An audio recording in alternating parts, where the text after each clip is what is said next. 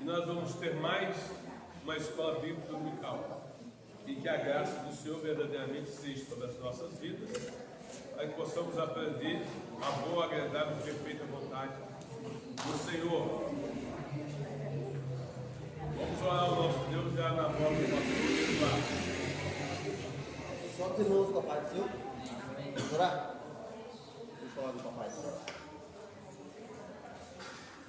Grandioso Deus e Pai, Senhor dos céus e da terra, nesse dia, ó Deus, em que o Senhor tem acrescentado em nossas vidas, nós te pedimos a tua direção, que a tua graça continue sobre nós, para que dele, ó Deus, nós possamos fazer bom uso. Estar na tua casa, ó Deus, logo na manhã desse dia, é algo de agradável e de suma importância para as nossas vidas, pois nela, ó Deus, nós extraímos o conhecimento necessário, basilares, ó Deus, para a nossa caminhada espiritual. Pedimos que o Senhor continue, ó Deus, nos dando as ricas instruções vindas dos céus, para que nós possamos estar assim, ó Deus, sempre caminhando bem próximo a ti. Que o Senhor possa usar, ó Deus, como instrumento, o teu servo que ministrará, ó Deus, a tua palavra na manhã desse dia.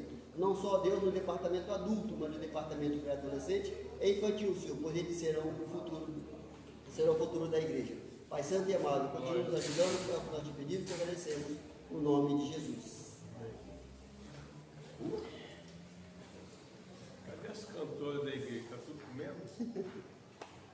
Tem umas 3 ali. Vou esperar as irmãs terminar lá o lanche dela, cantar um pouco. Já que está todo mundo lá, né?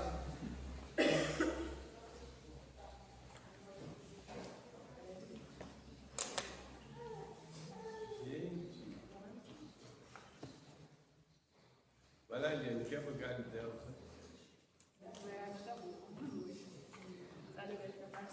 Amém. Tudo que Jesus conquistou na cruz é direito nosso, é nossa herança. Todas as bênçãos de Deus para nós tomamos posse, é nossa herança. Toda a vida, todo o poder, tudo que Deus tem para dar. E abrimos nossas vidas para receber, e nada mais nos resistirá. Maior é o que está em nós do que o que está no mundo. Maior é o que está em nós do que o que está no mundo.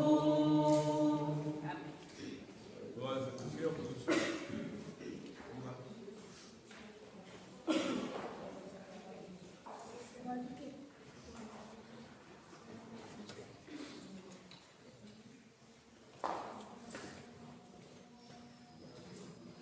Nós irmãos com a paz do Senhor. Amém. Graças a Deus.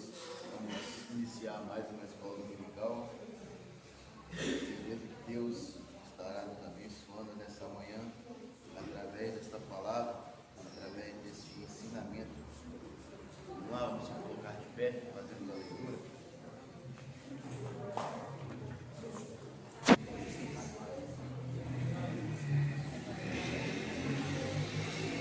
Vamos para a última lição de número 17. Título da lição: Uso belo ser o Senhor, versículo-chave. porque todas as vezes que comereis este pão e bebereis do cálice, anunciais a morte do Senhor até que ele venha. 1 Coríntios 11, 26.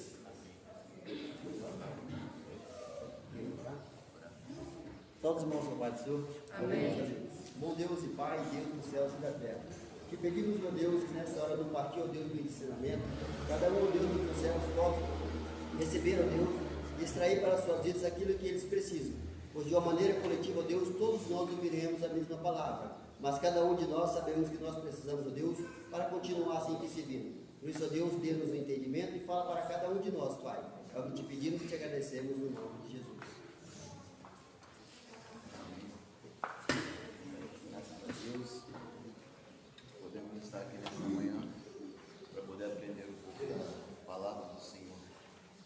Uma lição maravilhosa, finalizando aqui esse trimestre. Mas quando eu olhei o tema, achei um pouco diferente, né? Que é algo que não é normal no nosso meio. Questão do véu, questão dessa utilização. Mas é uma lição que tem grandes versículos que falam poderosamente. Paulo falou juntamente com os coríntios, que fala conosco de uma forma poderosa também. Nós vamos ver a ação do Senhor na vida daqueles coríntios. Como que Deus usava Paulo para trazer esses ensinamentos para eles. E conforme eles aprendiam também, conforme foi passando vários e vários anos, hoje nós estamos aqui também aprendendo da mesma forma que Paulo ensinou para os coríntios há tantos anos atrás. Vamos lá para a introdução que diz assim: dois assuntos são o alvo desse nosso estudo. Ambos diz respeito à participação do culto cristão, a conduta das mulheres e a celebração da ceia do Senhor. A igreja de Corinto, em Corinto, fugia do padrão e do bom senso quando se reunia para a adoração ao Senhor. Informado sobre o assunto,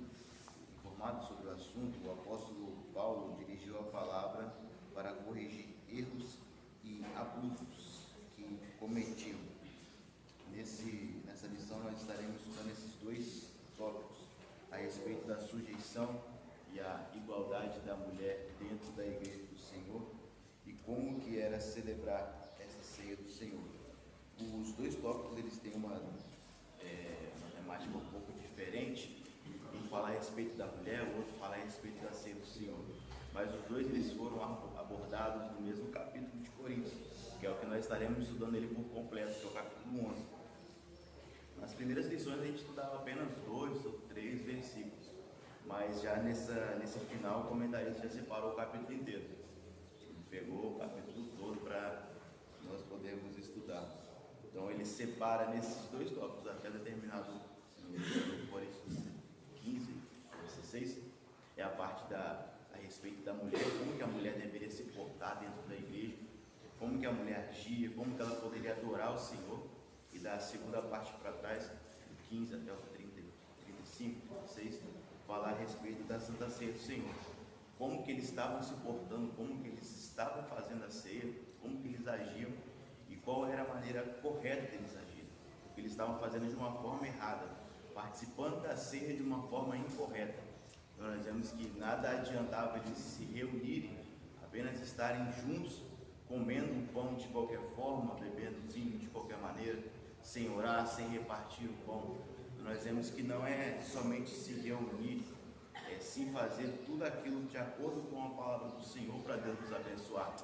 Não é somente nós, podemos entender assim, não é somente você vir aqui e ficar com o pensamento lá fora, ficar imaginando as coisas lá de fora, o que você tem para fazer na sua casa, o que você tem de problema para quando você sair daqui. O que eu aprendi com esses versos, que são versos que nós escutamos, todo mês nós escutamos esses versos, Coríntios 15 para frente. Então assim nós aprendemos o quê? Que quando entramos na presença, na casa do Senhor, eles entravam de qualquer maneira e saíam de qualquer forma. Mas nós entendemos que quando entramos por essas portas é para poder adorar o nome do Senhor, é para exaltar a presença de nosso Deus. Não é com pensamento ao lado, não é com conversas alheias, não é com nada, sim com o único propósito de adorar e bendizer ao nome do Senhor. Isso é o que eles não estavam fazendo, mas nós vamos ver conforme Paulo veio para corrigir a forma da adoração que estava acontecendo na igreja de Corinto. Vamos para o primeiro tópico, o irmão já pode dar o tópico todo. A sujeição e a igualdade da mulher. Essa sessão inicia-se com uma palavra de elogio de Paulo aos Coríntios. Eles não haviam esquecido nem o apóstolo, nem o ensinamento ou outros ensinamentos orais de Jesus. As tradições se referem às verdades básicas do Evangelho, inicialmente passadas pelos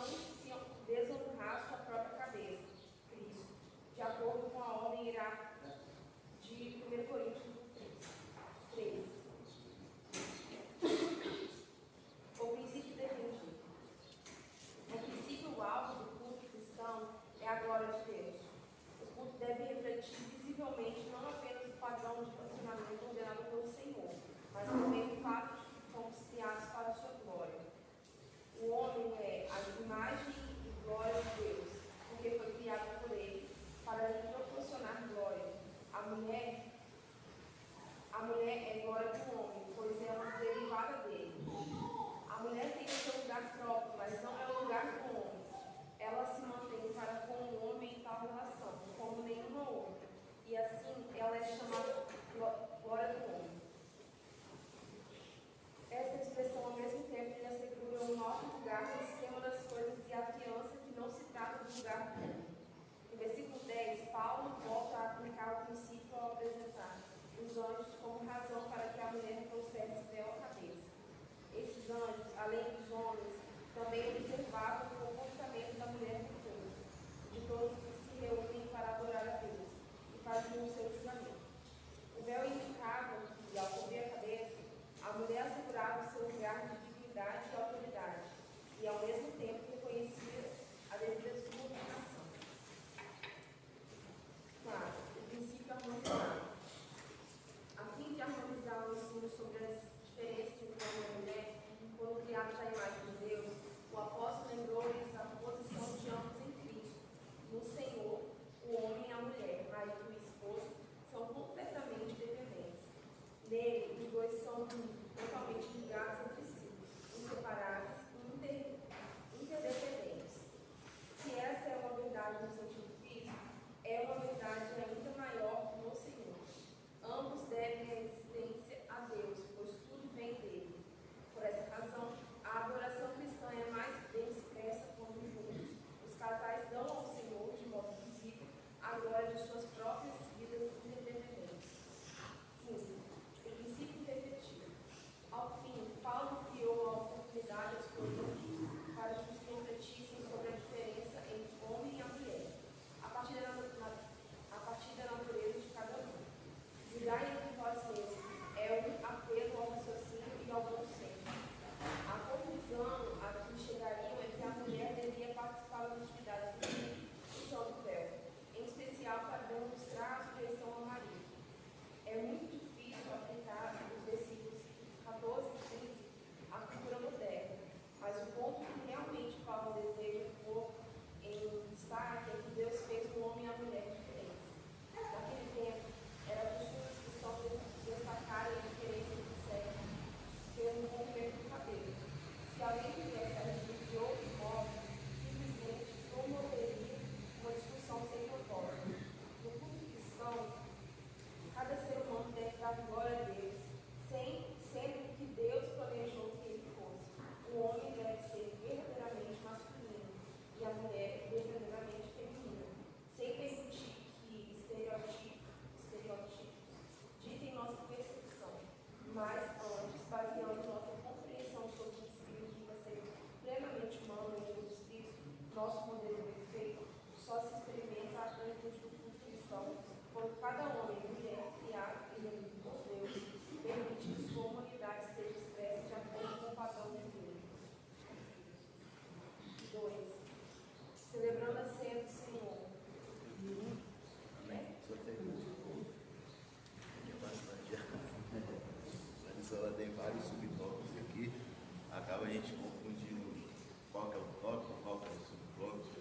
Porque quando eu li a primeira vez eu pensei que tinha uns 4 tópicos, mas aí quando eu fui ler de novo, eu falei, não, só são 2. Mas vamos lá. A sujeição e a igualdade da mulher. Os irmãos puderem abrir suas Bíblias em 1 Coríntios 11, que será estudado nessa manhã, fica até melhor para os irmãos acompanharem. 1 Coríntios 11 já começa assim: sede meus imitadores, como também eu de Cristo. Paulo dizendo da igreja de Corinto. E no verso 2 ele diz assim: eu louvo vós, irmãos, porque em tudo vos lembrais de mim, e retendes o preceitos como vos entreguei. É interessante ver esse início desse capítulo, que Paulo ele já dizia que as pessoas deveriam imitar a Cristo conforme ele imitava. Deviam de ter uma vida de acordo com a palavra de Deus, da mesma forma que ele tinha uma vida de acordo com a palavra de Deus. Nós entendemos que ele foi um homem que fez grandes atos, escreveu mais ou menos 11, 12 epístolas da palavra do Senhor. Foi um homem que foi totalmente usado por Deus, um homem que viveu a sua vida inteiramente, após a sua conversão, inteiramente na dependência do Senhor. E ele diz agora: sejam meus imitadores. Da forma que ele adorava a Cristo, ele queria demonstrar para cada um dos coríntios que eles deveriam de adorar a Cristo também. A forma que ele buscava o Senhor, ele queria demonstrar que as pessoas também buscassem ao Senhor dessa maneira. Porque ele buscava em espírito e em verdade, ele buscava realmente com a verdade do seu coração, um desejo único de estar na presença do Senhor. Uma coisa que Paulo ele vem ensinando ao decorrer de toda a sua trajetória é que a intimidade que ele tinha com Deus não foi conseguida de uma hora para outra. Não foi algo que ele conseguiu somente aceitar Jesus, eu tive toda a minha intimidade com Deus. Ao decorrer da sua história, nós vemos que a forma que ele conversava, que ele tinha de falar com o Senhor era totalmente diferente. Quando ele conversava com Deus, Deus trazia as revelações para ele. Como nós vemos, o próprio Jesus apareceu para ele no caminho de Damasco, para que ele pudesse, no momento da sua conversão. Então nós vemos que ele foi um dos maiores apóstolos que tiveram no Novo Testamento. Nós vemos vários relatos ainda de Pedro, vários relatos de João, vários relatos de Lucas e tal, e todos os outros. Mas Paulo, ele foi um dos homens que mais falou a respeito da palavra do Senhor. É um que mais explicou e que mais trouxe ensinamentos em todas as igrejas. Vamos perceberem, são 11 cartas. Então imagina, Coríntios, Filipos, Tessalônica, são várias igrejas que Paulo passou e trouxe um ensinamento para eles. E cada um ainda tem algumas que tem 2 cartas, como é o próprio Tessalonicenses e o próprio Coríntios. Nós vemos que Paulo ele trazia o ensinamento por completo da forma com que o homem deveria adorar o Senhor. Nós vemos aqui nesse início que ele diz que ele ficava feliz por saber que as pessoas estavam lembrando dele. Ele diz, eu me alegro por saber que vocês não se esqueceram de mim. Da forma que ele trazia a mensagem, ele mostrava que as pessoas de Corinto não esqueciam da mensagem que ele trazia. Eu fui pensando nisso e lembrando, trazendo aqui para os nossos dias. Eu pude imaginar que muitas das pessoas aqui na nossa igreja já aceitaram a Cristo, já saíram daqui também, tiveram um passar por aqui, tiveram alguma experiência com Deus neste local e não estão mais na presença do Senhor. E muitos desses ainda lá fora têm audácia ainda de falar, de criticar, de falar mal, de comentar, fazer falsos testemunhos a respeito até do nosso pastor. Então eu pude compreender que esses irmãos, eles tinham a alegria de poder estar juntamente com Paulo, porque Paulo ele trazia um alimento vindo direto do céu. Paulo trazia um alimento espiritual para aquele povo que eles não conheciam de forma nenhuma.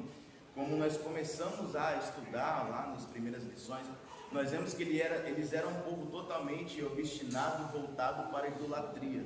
Paulo chega, retira todo aqueles tipos de deuses, transforma a sua adoração, transforma a vida deles e fala, não é desse jeito que vocês devem fazer. Não é dessa forma que vocês devem adorar. Vocês devem adorar unicamente ao Deus verdadeiro. Somente Jesus que morreu na cruz pela sua vida.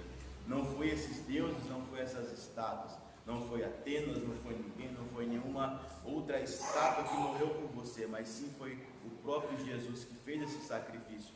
E o interessante é que nós vemos que quando o próprio pastor ele traz esses ensinamentos aqui na igreja, ele tem a base, ele vem trazendo desde da base para nós até o alimento mais sólido, como nós aprendemos.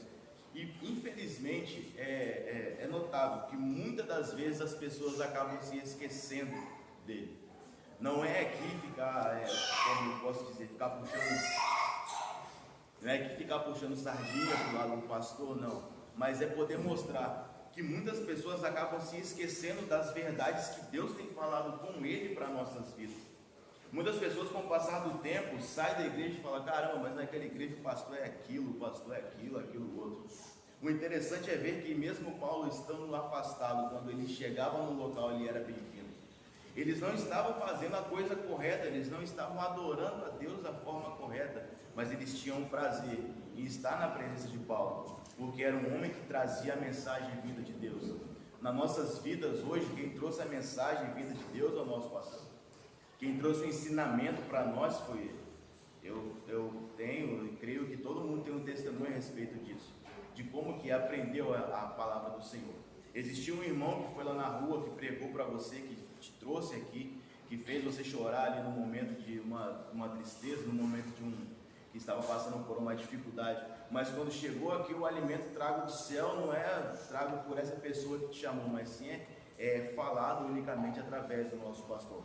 Então o interessante que eu vi nesse primeiro momento aqui é que ele louvava a Deus pela vida dos irmãos, por saber que eles jamais haviam se esquecido da mensagem que eles tinham aprendido com o apóstolo Paulo.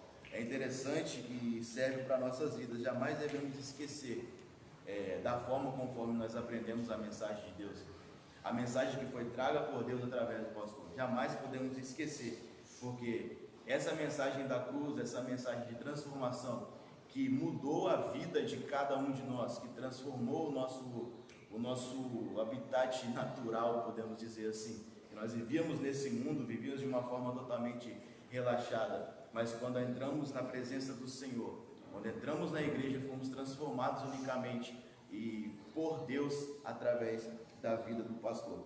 Então nós vemos aqui nesse primeiro subtópico que ele fala isso, a respeito da sujeição. Ainda ele vem falando sobre Coríntios 2. No primeiro subtópico ele fala sobre o princípio estabelecido. Coríntios 11:3 diz: mas quero que saibas que Cristo é a cabeça de todo o varão, e o varão é a cabeça da mulher, e Deus é a cabeça de Cristo. Nesse princípio estabelecido, nós vemos que Deus ele é a cabeça de Cristo. Cristo é a cabeça do homem. O homem ele é a cabeça da mulher. Nós compreendemos dessa forma porque esse princípio ele é derivado da criação do homem e da criação da mulher. Porque vem trazendo que foi criado primeiramente o homem, depois de um tempo foi criada a mulher através da costela ali, do DNA de Adão. Então nós vemos que a mulher, por a mulher ter sido criada depois, algumas das pessoas, alguns dos mais antigos ainda têm esse pensamento que a mulher seria rebaixada, seria menosprezada, seria inferior ao homem. Então nós vemos que assim, antes era dessa forma. Nós vemos que a mulher ela não tinha, se nós vamos estudar um pouco da época de Jesus, nós vemos que a mulher não tinha esse direito de entrar na sinagoga, ela não tinha o direito de poder participar dos cultos. Ela só aprendia ali a respeito da palavra de Deus por causa do seu marido. E se ela não tinha marido, ela tinha que aprender com aqueles que pregavam no meio da rua de longe. E quando chegava perto, ela era repreendida por causa disso. Mas com o passar do tempo, a forma de tratamento da mulher, ela foi mudando bastante. Ela começou a conseguir o seu local, o seu lugar perante a sociedade. Não somente na sociedade bíblica que nós vamos ver, mas também dentro da nossa sociedade. Hoje nós vemos que existem mulheres que são pastoras presidentes de congregações. São mulheres que são usadas unicamente por Deus. E é interessante ver nesse tópico também, esse princípio estabelecido, que a mulher vindo, ela não vai ser como se ficasse abaixo do homem, mas sim ela foi criada ali para ser adjutora, para poder ajudar unicamente o homem a ter essa encaminhada. Não como diz aquela palavra, atrás de um grande homem há uma mulher, não é dessa maneira. Ambos eles têm que andar lado a lado. Não é por causa que existe um homem com um grande conhecimento, um grande poderio na terra, um homem que é grande em seus ensinamentos, que atrás dele que vai ter uma mulher, mas sim do seu lado vai ter uma esposa, vai ter uma mãe que vai poder e terá ajudado a crescer espiritualmente e na sua vida também. Então nós vemos que nesse primeiro subtópico ele fala sobre esse princípio. A cabeça do homem é Cristo. Cristo deve ser guiado unicamente por Cristo. Seus pensamentos devem ser voltados a unicamente estar na presença de Deus. Seus pensamentos devem ser voltados a unicamente ler a palavra do Senhor e viver uma vida dependente desta palavra. É poder se encaixar dentro da palavra do Senhor. O homem ele tem que ter a sua cabeça firmada unicamente em Jesus, porque é somente Ele que vai nos guiar nos caminhos corretos. Quando ele diz que a mulher ela deve ser sujeita ao homem, é parte desse princípio da criação, que primeiro foi feito o homem, depois foi feito a mulher. Então a mulher ela deve ligar e ter o seu pensamento ali através do seu marido, porque ele vai conhecer da palavra, ele vai aprender primeiramente da palavra, ele vai ter um ensinamento, também vai passar para ela. A mulher também vai ter esse aprendizado. Então nós vemos esse primeiro subtópico que esse princípio estabelecido vai colocar Deus em primeiro lugar na nossa vida. Se é num casamento, que vai ser falado depois, é colocar Deus em primeiro lugar. Se é solteiro, se é a mulher que é solteira, é colocar Deus em primeiro lugar. A nossa vida, ela é voltada a buscar a presença de Deus. Se nós temos uma esposa, se alguns têm suas mulheres, têm os maridos e tal, tem a sua família, os dois devem buscar o Senhor. Mas se é sozinho, deve buscar a Deus da mesma forma. Jamais deixar com que isso venha impedir ou atrapalhar a sua dedicação e a sua volta para a busca do Senhor. O segundo subtópico, falando a respeito do princípio aplicado. Esse princípio aplicado vem falando sobre essa hierarquia, que é primeiro Deus, Cristo, depois é o homem, depois é a mulher. Fala a respeito desse uso do véu. Nós vemos que hoje não é algo, nós temos assim, normal de ver nas igrejas, né? Essa questão do véu, mas existe ainda algumas igrejas que têm esse ensinamento, que eles usam ainda. Acho que tem uma igreja ali em cima que eles ainda... Restauração. Oi? Obra da Restauração, o nome da igreja. Eu não sabia do nome da igreja, mas tem uma igreja ali que realmente eles usam essa obra da restauração. Eles pegam esse princípio desse verso para poder usar este véu.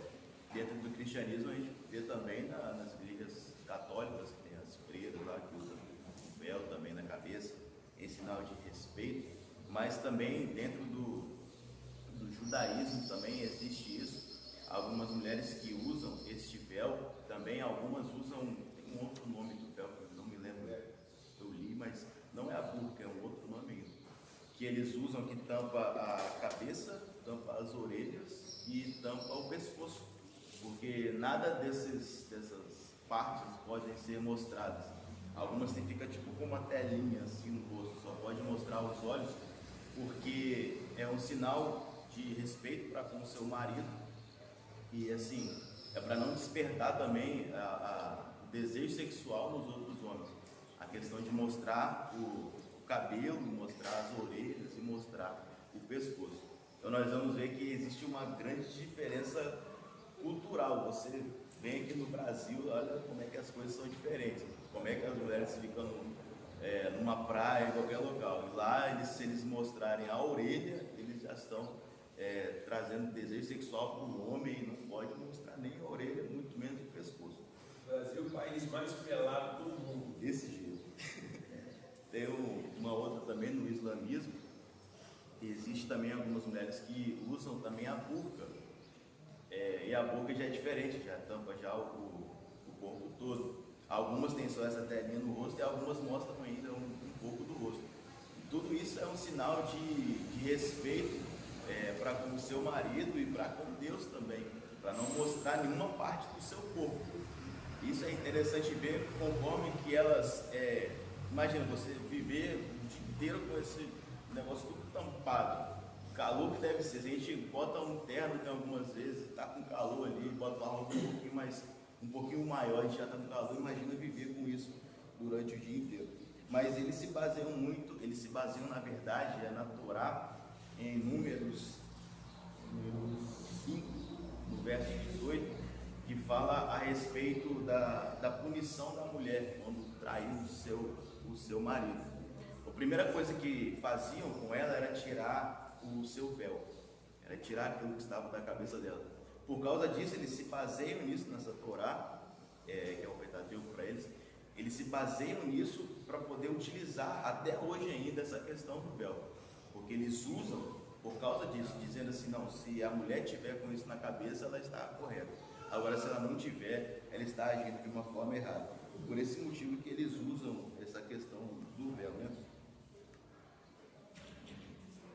Mas em todos esses exemplos eles levam a mostrar que isso é a questão da modéstia da mulher na presença de Deus. Em 1 Timóteo 2, 9, acredito que esses versos levam para esse versículo. 1 Timóteo 2, 9, diz assim: que do mesmo modo as mulheres se ataviem em trajes honestos, com pudor e modéstias, não com tranças ou com ouro ou pérolas ou vestidos preciosos, mas como convém mulheres que fazem a profissão de servir a Deus com boas obras.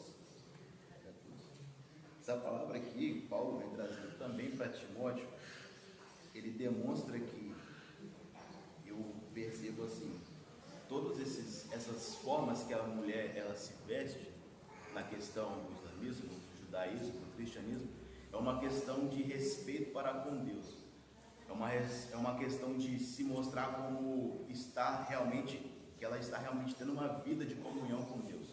Uma coisa que nós temos que trazer para os nossos dias de hoje é isso que Paulo vem falando com Timóteo, que essa mulher ela deve se vestir e se portar com modéstia diante da presença de Deus, conforme uma mulher honrada na presença do Senhor. Falo isso porque, infelizmente mesmo, nos dias de hoje, muitas ainda das mulheres, jamais dizendo que é todas, mas muitas das mulheres ainda não têm esse pensamento e se vestem unicamente para demonstrar para as outras pessoas, para demonstrar para um homem, para demonstrar para uma outra mulher. É com vestes indecorosas, é com vestidos curtos, é com vestidos colados, e tudo aquilo ali para mostrar para outras pessoas e não para mostrar para Deus. Porque quando a gente vem para a casa do Senhor, tudo que a gente faz é para demonstrar para o Senhor. Tudo que a gente faz é para mostrar a Deus que nós estamos ali, temos uma vida de santidade com o Senhor, que temos uma vida de realmente dedicação ao Senhor. Se você vê que nessa manhã, mesmo com chuva, mesmo nesse frio, você acreditou, não, vou lá porque eu vou ouvir uma palavra de Deus, eu vou conhecer a respeito da palavra do Senhor. O desejo do meu coração não é demonstrar para ninguém minha veste, meu sapato, meu tênis, não é demonstrar para ninguém a forma que eu estou exteriormente, mas sim é demonstrar para Deus que eu tenho esse desejo de buscar a Ele, que eu tenho essa vontade no meu coração de estar na presença dEle. O que Paulo vem trazendo a respeito desse véu era uma questão de respeito que as mulheres tinham para com Deus. Elas iam para a igreja conforme totalmente coberta ou coberta dos seus cabelos, para mostrar que ela tinha um respeito para com o Senhor. E hoje, não somente as mulheres, mas cada um de nós deve se manter dessa mesma forma. O nosso interior, a nossa vocação, o nosso desejo de buscar o Senhor deve ser único, mas nós devemos também de demonstrar, não somente por dentro, mas também por fora, que nós somos servos do Senhor. Demonstrar para as outras pessoas que nós temos realmente dentro de nós a chama do Espírito Santo. Mostrar para as pessoas que Cristo, Ele mudou a nossa vida, que nós estávamos no mundo, fomos transformados e agora somos uma nova criatura. Mostrar para as pessoas que nós somos realmente servos do Senhor. É algo que nós devemos de fazer todos os dias na nossa vida. Como o pastor já vem ensinando há vários anos a respeito do sermão corpus. É você demonstrar para as pessoas ao seu redor que você é um servo do Senhor. Imagina se você vê um símbolo, se você pega para ver um símbolo da Coca-Cola, sem você ler o nome, você sabe que aquilo ali é uma Coca-Cola. Se você pega o símbolo do Itaú, que eles fazem aquela propaganda toda lá, do Itaú, se você pega só aquele símbolo, você sabe que aquilo ali também é o Banco Itaú. Você vem na sua cabeça que é o Banco Itaú. Da mesma forma deve ser o crente. Quando eu olhar para você, ele não precisa te perguntar se você é servo de Deus. Ele deve já reconhecer que você é um servo do Senhor através do seu modo de agir, através do seu modo de se vestir, através do seu modo de falar, do seu modo de conversar. Então nós vemos que, mesmo que muitos dizem, o que importa é somente o seu coração, o que importa é somente o que passa na sua mente, não é dessa maneira, mas por fora, você deve demonstrar também que você é uma pessoa que está unicamente na presença de Deus, e que é uma pessoa que é um servo do Senhor. Como eu disse, não é somente para as mulheres, com questões de roupa escandalosas, não, mas é para os homens, para todos. Quando estamos na presença de Deus, devemos de demonstrar para o Senhor a nossa dedicação, a nossa adoração. Jamais podemos dizer assim, não, mas isso não tem nada a ver. isso não tem nada a ver, ninguém vai perceber isso, mas sim, tem uma relevância muito grande a forma conforme nós estamos na igreja, conforme nós nos portamos diante das pessoas, porque todos devem perceber que nós somos servos do Senhor e fomos chamados por Ele, porque só assim conseguiremos pregar o Evangelho para outra pessoa, só assim conseguiremos ensinar o Evangelho para aqueles que não conhecem, só assim as pessoas vão dar credibilidade na palavra que vai sair da nossa boca, porque de nada adianta nós falarmos algo e a pessoa dizer, não, mas essa pessoa anda dessa forma, conforme como que eu vou ouvir essa palavra sendo que essa pessoa anda assim. Então nós temos que ter credibilidade diante da presença de Deus através de nossa palavra também. Nós vemos neste princípio defendido, todos têm o mesmo nome, princípio, isso. Só muda a segunda palavra. Princípio defendido, fala de Coríntios 11, 7. Ele diz assim, o principal alvo do culto cristão é a glória de Deus. Nós compreendemos que nada pode tirar a glória de Deus de um culto. Não é um véu, não é uma roupa, não é alguma coisa que você tenha colocado diferente. Tudo que é feito quando nós estamos na presença de Deus, quando nós estamos no culto, é para poder adorar o nome do Senhor. Tudo que nós fazemos é para adorar o nome do Senhor. Nada pode tirar a atenção de realmente estar na presença de Deus. Muitas das igrejas ainda fazem seus diálogos, fazem suas peças, fazem suas danças, para poder trazer, para poder mostrar a presença de Deus que existe naquele local. Mas nada pode tirar a nossa atenção de estar realmente na casa do Senhor.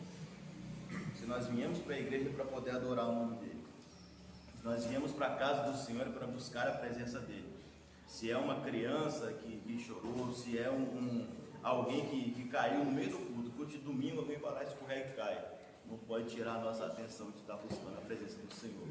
O nosso alvo, unicamente quando entramos dentro por essas portas, é buscar a Deus, é estar na presença de Deus, é estar unicamente na casa do Senhor com um desejo no coração ardendo de estar buscando a cada dia mais a presença dEle para a nossa vida, porque nada nesse mundo pode tirar ou atrapalhar a nossa atenção de buscar a presença de Deus.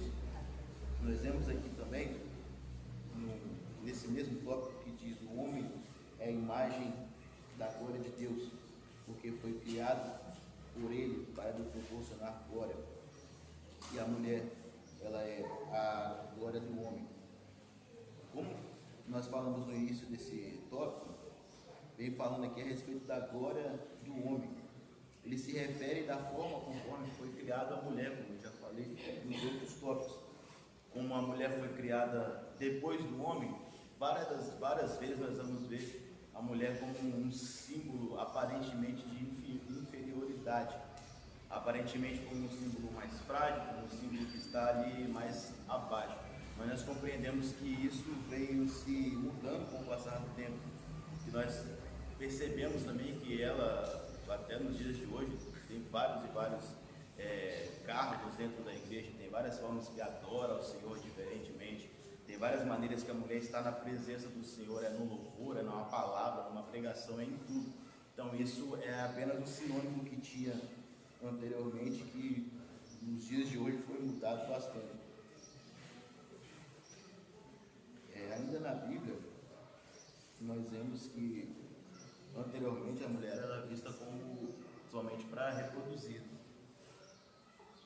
Se a mulher não tivesse filhos, se ela não pudesse ter um filho, mostrasse que a madre dela estava seca, como diz em alguns versos, ela não serviria, ela não seria abençoada, porque não tinha condição de ter filho. Como nós vamos ver em várias vezes as mulheres buscando ali o Senhor. Um exemplo de Ana, quando buscou o Senhor, porque ela não poderia ter filho, ela era estéril. Ela tinha esse desejo de ter filho para poder ser abençoada, porque o sinônimo de abençoada naquela época era uma mulher poder ter filho. Se ela não pudesse ter o filho, já era, ela não seria abençoada por Deus.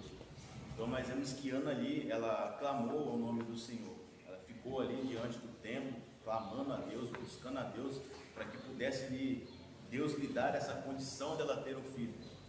Eli, quando olhou, o sacerdote até pensou que ela estava embriagada com isso, mas mesmo assim, ela continuou ali clamando unicamente o nome do Senhor para que Deus pudesse abençoar. E com o passar do tempo, Deus abençoou e lhe deu um filho, que foi Samuel, um grande profeta, que trouxe um grande ensinamento para a igreja do Senhor daquela época, para Israel. Então nós vemos que mesmo assim a mulher ela era vista dessa forma, somente a questão de ter o filho. Se ela não tivesse o filho, ela não poderia ser abençoada. Vamos aqui para ainda 1 Coríntios 11, no verso 8. Esses princípios a respeito da mulher, eles se baseiam também nesse verso, porque o varão não provém da mulher, mas a mulher provém do varão. Muitos ainda, eu vejo que nos dias de hoje, colocam essa forma de tratar ou de dizer para com a mulher. Muitos dizem, não, a mulher ela deve ser sujeita, se sujeitar ao homem, como diz na palavra, se sujeitar ao seu marido, é ter um respeito. Mas o respeito ele é amplo, ele é para os dois lados, tanto a mulher para com o homem, tanto o homem para com a mulher. Então nós vemos que ainda nos dias de hoje existem muitos homens que têm esse pensamento equivocado, esse pensamento errado. O respeito da mulher é uma devoção da mulher pelo homem. O respeito da mulher é a mulher como escrava do homem, não é dessa maneira. Como nós vemos lá na frente, nós vamos ver que ambos são uma só carne. Os dois eles devem estar unidos, devem estar juntos na presença do Senhor. E isso, com o passar do tempo, ele mudou consequentemente muito da forma que era antes e da forma que é nos dias de hoje. No tópico 4, vem falando sobre o princípio harmonizado. Nesse tópico Paulo fala sobre a dependência do homem para com a mulher. Nós vamos ver aqui no verso 11 e 12, diz assim: todavia nenhum varão é sem a mulher, nem a mulher sem o varão no Senhor. Porque como a mulher provém do varão, assim também o varão provém da mulher. Mas tudo vem de Deus. Aqui dá até para confundir um pouco. Fala que a mulher veio do homem devido à questão da costela de Adão, e o homem veio da mulher, porque o homem ele nasce da mulher, mas os dois eles vêm do Senhor. Nós vamos ver também em Mateus, em Gálatas 3, 28. Eu acho que eu devo acompanhar Gálatas 3, 28.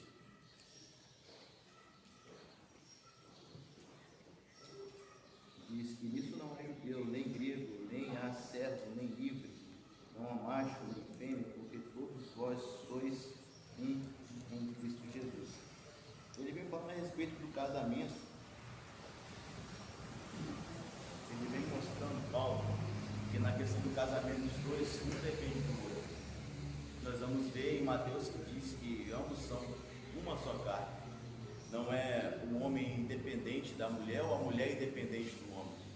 Os dois, quando eles têm esse relacionamento, quando eles decidem se casar, os dois são somente um pensamento. Pelo que Deus une o homem, não separa, porque agora eles são uma só carne. Nós podemos compreender que o homem ele jamais deve pensar de uma forma sozinho. Somente eu vou fazer isso. Ou a mulher pensar separadamente dentro de um casamento. Mas se os dois pensarem para resolver uma situação, para resolver um problema, para viverem juntos, porque os dois eles devem ter uma compreensão um para com o outro. Porque se um não compreende o outro, não tem como praticamente viver. Se a mulher não compreende o homem, se o homem não compreende a mulher, acaba tendo uma relação ruim. Mas quando nós vemos que Deus ele vem dizendo através de Mateus, tirar o homem, seu pai, sua mãe, iniciar a sua mulher, e ambos eles vão ser uma só carne. A partir desse momento, quando existe a questão do casamento aqui, esse princípio harmonizado, nós vemos que não pensa mais agora o homem sozinho, não pensa mais a mulher sozinho, mas sim os dois como uma só carne e os dois ligados em Cristo, como dizem em Coríntios. Porque os dois pensamentos devem ser buscar ao Senhor. Independente se o pensamento dela é um pouco diferente, tenta compreender. O pensamento dele é um pouco diferente, tenta compreender para que os dois possam se unir e assim buscar ao Senhor. Nesse tópico aqui, ele vem mostrando dessa maneira que o homem no Senhor, o homem e a mulher, marido, esposa, eles são completamente dependentes. Não fala que eles são independentes, eles são dependentes um para com o outro. Se um precisa de uma coisa, ele tem que falar com o outro. Se o outro precisa de uma coisa, ele tem que falar com o outro. Essa questão de relacionamento é muito interessante. E muitos ainda acabam pensando dessa forma mais antiga. É a mulher mais embaixo, ou o homem, o homem não tem, por exemplo, o homem não tem um trabalho. O homem, então, ele tem que ficar de lado porque não conseguiu emprego, não conseguiu prover o alimento da casa. Então, assim, ele deve de ter o respeito, deve de ter sim a dependência de um para com o outro, porque, como diz em Gálatas 3:28, não há nem servo, não há nem judeu, não há grego, não há homem, não há mulher, mas sim os dois, eles estão na presença do Senhor. Todos vós somos um na presença de Deus. Nesse último tópico aqui, para finalizar, Paulo ele vem falando a respeito do princípio refletido. Paulo nesse tópico ele queria demonstrar que a diferença existe, né, a diferença entre ambos os sexos, sim, mas que na presença de Deus os dois devem adorar o Senhor da mesma maneira. Não existe nenhuma forma que venha atrapalhar os dois a adorarem a Deus. O homem ele tem o seu lugar na presença de Deus.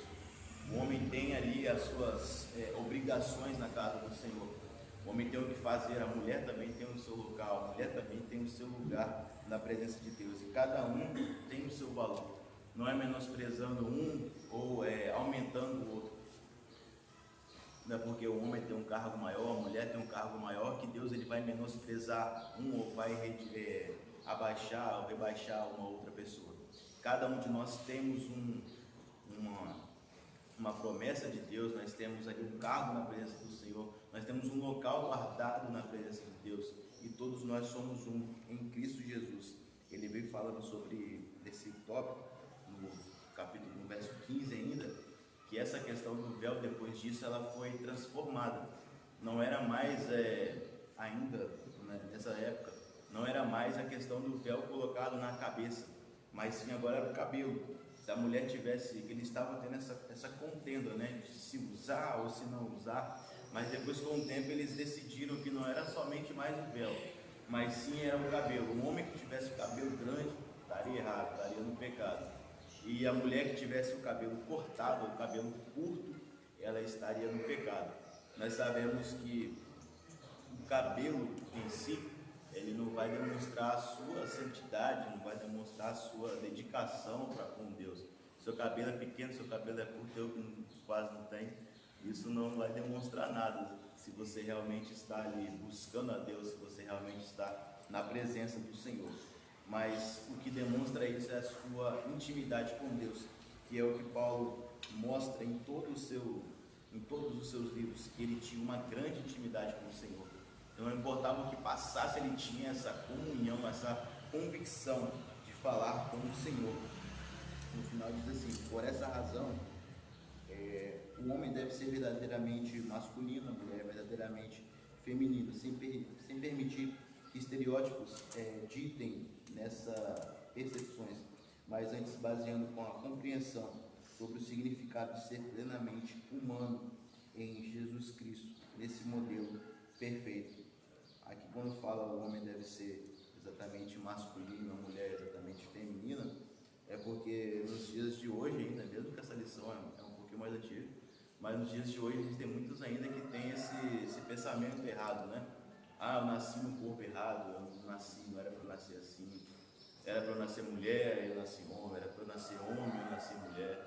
Então muitos ainda têm essa ideologia, esse pensamento errado, mas nós temos que adorar a Deus da forma que Deus nos fez. Se Deus nos criou dessa maneira, se Deus fez um homem, como diz o comentarista aqui, seja masculino, Deus te fez uma mulher, seja feminino, porque é isso que Deus preparou para você e é isso que Deus escolheu. Você dizer, você jamais, mas as pessoas disserem, não, eu nasci no corpo errado, é a mesma coisa dizer que Deus ele está errado.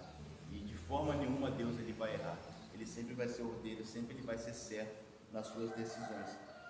Esse é o primeiro tópico a respeito da sujeição e a igualdade da mulher na presença de Deus. Ela se sujeitava a Cristo e ela tem o mesmo valor diante da presença do Senhor nos dias de hoje. Amém? Vamos para o segundo tópico. Não pode ler. Celebrando a ceia do Senhor. No trecho a seguir, o assunto tratado é a festa do ar e a celebração da ceia do Senhor, cujo significado os coríntios haviam pervertido. Reunidos mais desunidos. Se antes Paulo elogiou os crentes de Corinto por guardarem certas tradições que eles haviam cometido, agora não via nenhum motivo para louvá-lo. Numa igreja dividida, os momentos de culto e confraternização podem contribuir para piorar o estado espiritual dos crentes, ao invés de melhorar. Isso acontecia em Corinto. De certo modo, é inevitável haver diferenças nas convicções cristãs, mas não se entende que os cristãos venham a perder a comunhão por causa de divergências. Havia um resultado benéfico para tolerar as divergências que eram descobrir quem seria aprovado depois de ser testada a sua condição espiritual e quem não seria. O certo é que a presença das ideias diferentes não devia interromper aquela reunião que os coríntios faziam, nem podia ser considerada ceia do Senhor. Ao valorizarem as diferenças, eles não eram submissos ao Senhor, não tinham real consciência da sua presença e não usavam a experiência da reunião para recordar a morte de Cristo. A atitude dos coríntios era reprovável. Havia uma espécie de esnovismo da parte de alguns, que tomavam a refeição sem empatia, embriagando-se com um bom vinho que levavam, comendo apressadamente na frente dos outros e deixando os menos favorecidos com fome. Houve tempo em que a igreja primitiva celebrava a ceia do Senhor em ação com a festa do ágape, a festa do amor. A comida e o vinho que os participantes levavam eram repartidas entre todos, mas os coríntios fugiram ao padrão da festa e por isso desvirtuaram o caráter e o propósito da reunião. Não havia comida. Alguns comiam antes, talvez os ricos, sem esperar que outros chegassem. Alguns tinham fome, provavelmente os escravos. Outros se embriagavam. Não haviam a intenção de fazer uma reunião comum. As divisões, nesse caso, estavam baseadas na situação financeira e na solução social. Uma convivência do Senhor. Os que Deus recebiam do Senhor. Essa expressão indica que Paulo teve uma revelação direta do Senhor acerca da ceia, não tendo recebido instrução dos outros apóstolos. 1 Coríntios provavelmente foi escrito antes dos evangelhos, o que implica dizer que esse texto é a primeira referência bíblica à instituição da ceia do Senhor. O fundamento histórico do ato. Ao dizer, na noite em que foi traído, Paulo apresenta o fundamento histórico do ato da ceia, porque, como já referido, nenhum evangelho tinha sido escrito até então, e também lembra aos cristãos que a morte do Senhor deve, de maneira proeminente, dominar o ato. Há no texto uma descrição passo a passo das ações de Jesus ao celebrar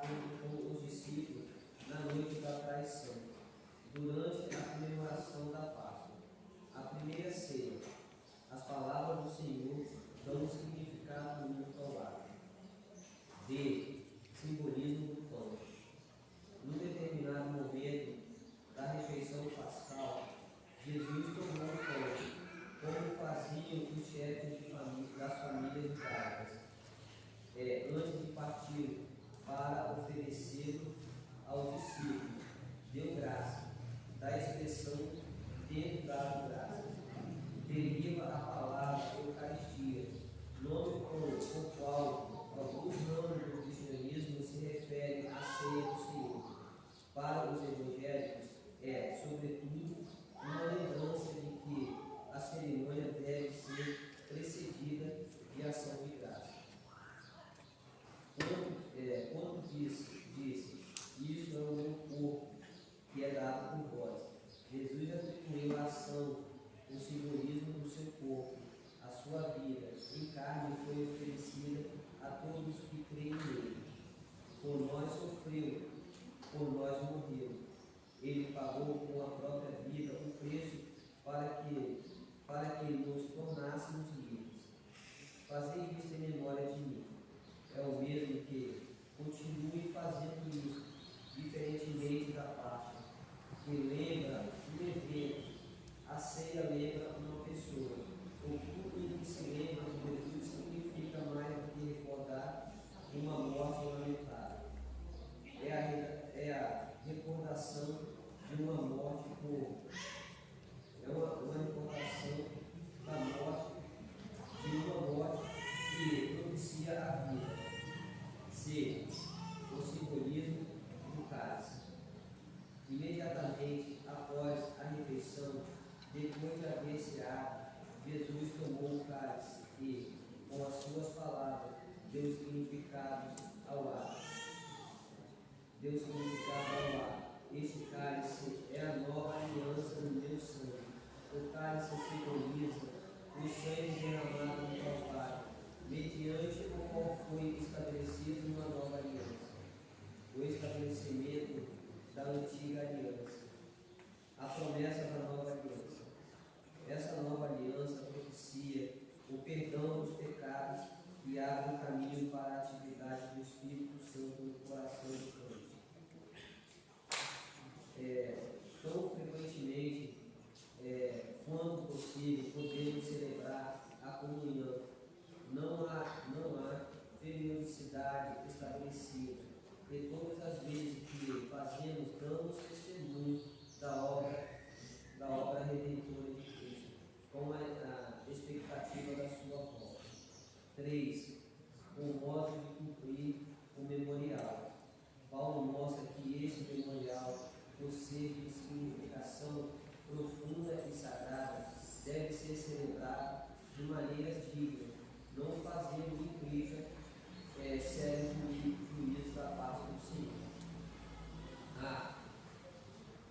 A preparação para participar.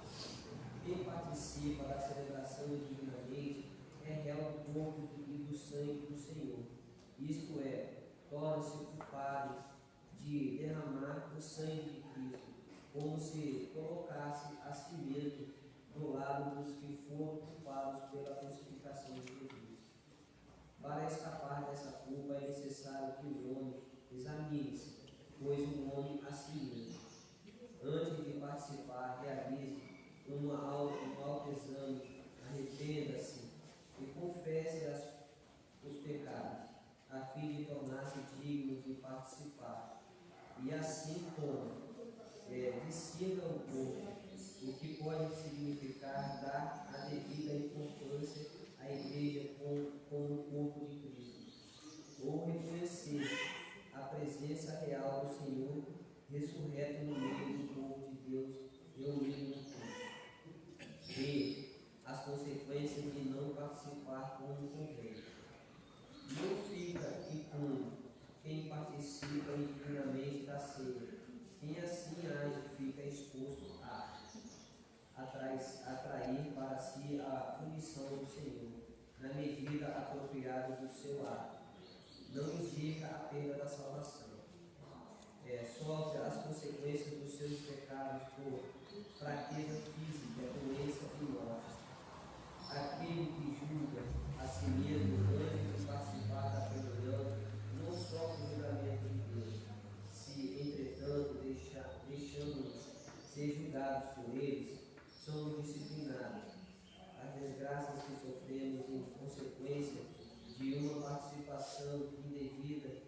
da ceia são sinais da correção de Deus. Ele a aplica a fim de evitar o julgamento mais severo, como os corpos dos infernos. O ato proibido e unidos é melhor. Paulo conclui a exortação dando a entender que a ceia do Senhor, em sua essência, consiste na comunhão que desfrutamos com Cristo e uns com os outros.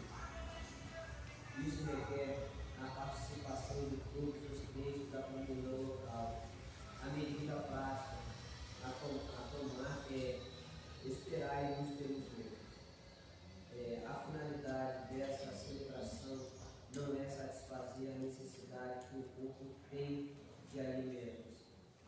Deve-se matar a fome em casa para evitar os erros que os coríntios cometiam e, consequentemente, o juízo de Deus. Os valores espirituais desse encontro superam em muito os benefícios materiais. Amém? Paulo escreveu Coríntios aqui inteiro, né? Escreveu bastante coisa, um tópico bem grande. Mas vamos lá. O início do tópico, está falando aqui, fala sobre celebrando a ceia do Senhor. Paulo havia elogiado primeiramente aos Coríntios por não ter se esquecido dele, lá no início da lição. Ele disse que ele sentia alegria por saber que eles não tinham esquecido de Paulo. Porém, eles não poderiam ter elogiado nessa questão, porque eles não tinham esse amor de um para com o outro. Ele não tinha esse amor ao próximo, né? Não tinha um amor ao próximo. Como diz o tópico, eles viviam reunidos, mas eles viviam desunidos. Eles estavam juntos, queriam participar dessa ceia do Senhor, viviam juntos, mas estavam desunidos. O que nós vemos que isso, infelizmente, ainda acontece nos dias de hoje. Muitas pessoas ainda se encontram dentro da casa do Senhor, mas ainda fazem seleção de pessoas. Como o pastor vem dizendo na hora da confraternização. Muitos ainda vou falar com o David aqui, mas eu não vou falar com o Duda. Vou falar ali com a Carol, não vou falar com o Douglas. E fica selecionando as pessoas. Nós vemos que todos nós estamos reunidos para ir para o mesmo céu. Não tem condição de, quando Jesus voltar, você dizer assim: eu vou somente, vai eu e o Duda e o David. Outro irmão, não quero não. Então nós aprendemos que o quê? Todos nós devemos viver, como até foi falado um tempo atrás, devemos viver nessa união do Senhor. Nós estamos aqui reunidos, mas devemos estar também unidos. Não é somente uma aglomeração de pessoas, mas sim realmente uma união entre as pessoas. Nós vemos que muitos, infelizmente, ainda têm esse pensamento, tem essa coisa na cabeça: não, o irmão, eu não converso muito dele, não vou falar muito com ele não vou nem estender a mão para dar a paz do Senhor para ele. Então isso é algo que Paulo vem trazendo aqui para eles, mostrando que a união era necessária na vida de cada um deles. Eles tinham que buscar realmente isso entre eles, que não é somente eles amavam a Paulo, mas sim que eles tinham que amar uns aos outros. Porque existia ainda, naquela época, ainda sobre Coríntios, existia essa festa do ágape, que simbolizava o amor de Deus, que é o amor divino, o ágape. Nós vemos que aquele povo, ele se reunia em um dia específico e eles participavam de como se fosse uma ceia, que era essa festa do ágape. Eles traziam alimentos, traziam vinho, traziam pão, e com isso eles deveriam, como era para mostrar o amor de Deus para com eles deveriam de participar juntamente, todos eles juntos ali, comendo do mesmo pão, partilhando ali entre eles, para mostrar, conforme Deus ele partilha o seu amor para com todos, eles também deveriam de mostrar o seu amor para todas as pessoas. Mas infelizmente eles estavam fazendo de forma errada. Coríntios 11:20 diz que, de sorte que quando vos ajuntais no lugar, não é para comer a ceia do Senhor, porque comendo cada um toma antecipadamente a sua própria ceia, e assim um tem fome e o outro se embriaga-se. Nós vemos que na hora que existia essa festa do ágape, quando eles iam se reunir, o que eles faziam? Provavelmente aqueles que eram mais ricos, que eles tinham mais conhecimento, eram aqueles que tinham mais cargos, eles chegavam, comiam, se enchiam, e aqueles que eram os escravos, que eram os servos, que vinham depois, não tinham mais nada para comer. alguns outros que tinham também um poder maior, bebiam o vinho tanto que ficavam embriagados e deixavam os outros de lado. Então Paulo ele vem mostrando: vocês estão se reunindo não é para ser do Senhor, vocês estão se reunindo para se embriagar, vocês estão se reunindo para poder comer. Até no final ele traz uma palavra interessante, ele fala: se você quer encher sua barriga, se você quer comer, come em casa. Não é para você comer juntamente com os irmãos, você quer encher mesmo, você come na sua casa. Paulo ele vem trazendo dessa forma. Então ele vem mostrando aqui que por isso que ele precisava de trazer o ensinamento da forma da ceia do Senhor, porque eles não conheciam, eles queriam participar de uma coisa, mas eles não sabiam como fazer esta ceia do Senhor. É isso que nós vamos ver aqui nesse segundo tópico, que diz uma ordenança do Senhor. Paulo diz assim: porque eu recebi do Senhor o que também vos ensinei. Esse verso, como eu disse, nós ouvimos ele todo mês. Você já tem um tempo aqui na igreja, você vê que o pastor sempre ele lê este verso, é 1 Coríntios 11, 23 a 26, são os versos da ceia do Senhor. Então, no início dele, Paulo já diz: porque eu recebi do Senhor que também vos ensinei. Preste atenção, como eu falei, que ele tinha uma intimidade poderosa com o próprio Deus. Ele falou: que eu aprendi com Deus, eu estou ensinando para vocês. A intimidade de Paulo era tremenda, porque nós vemos ainda na questão da data, ainda não tinha sido escrito por completo nenhum dos evangelhos, né? Mateus, Marcos, Lucas, João ainda não estava totalmente escrito. Se não me engano, Marcos estava sendo escrito ainda na mesma época, acho que é Marcos, mas assim, não tinha sido escrito por completo. Então perceba que ele não pegou esses versos lá de Marcos, lá de Mateus, lá de Lucas, ele recebeu do próprio Deus.